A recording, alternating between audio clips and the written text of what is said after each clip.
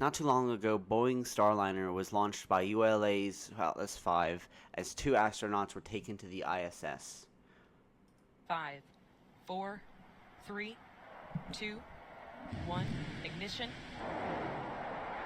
And liftoff of Starliner and Atlas V, carrying two American heroes, drawing a line to the stars for all of us.